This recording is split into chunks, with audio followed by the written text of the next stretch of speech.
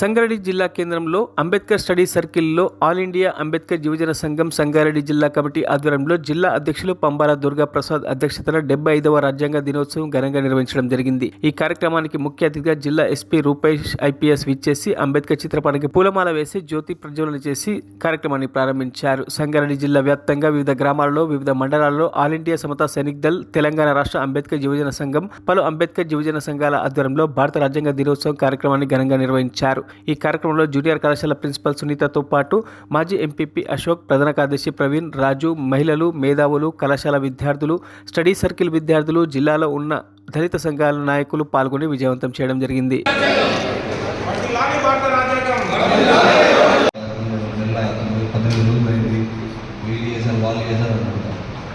కానీ దాని యొక్క ఇంపార్టెన్స్ మీకు ఎప్పుడు అర్థమవుతుందంటే మీరు దానిలో ఉన్న ఈచ్ వర్డ్ మనం ఏదైతే ఫీల్డ్గా చదువుతున్నామో దాని యొక్క మీనింగ్ అంటే ఈ బుక్ మొత్తం సారాంశం అంతా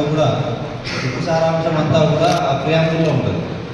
సో ఏంటిది మరి ఇంత రాజ్యాంగం ప్రతిసారి మనం అంటున్నాము, జైబీఎం అంటున్నాము, అంబేద్కర్ అంటున్నాము, ఇవన్నీ ఇంత బాగా అంటున్నాము కదా, ఏంటిది అనేది నోట్లకి పోయి తెలుసుకోవాలి ఎప్పుడు కానీ.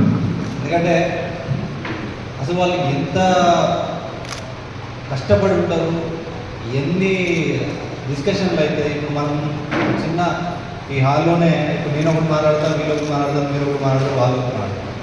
అట్లా దేశంలో స్వాతంత్రం వచ్చినప్పుడు చదువుకున్న వాళ్ళు చాలా తక్కువ, చదువుకున్న వాళ్ళు కూడా కొంతమంది ఎలీట్ పీపుల్ మాత్రమే ఉండేది.